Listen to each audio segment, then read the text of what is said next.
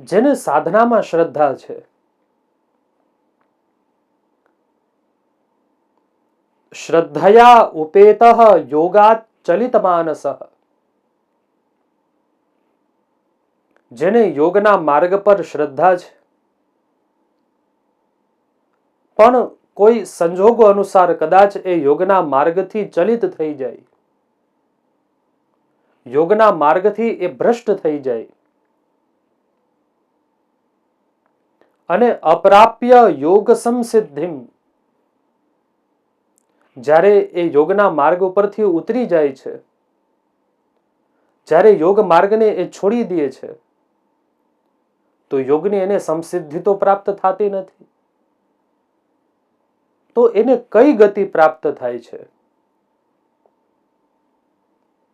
જેમ સામાન્ય મનુષ્યોને નારકીય યોનિ પ્રાપ્ત થાય છે, શું આ યોગીની પણ એવી જ ગતિ થશે? જેને યોગનો પ્રારંભ કર્યો છે,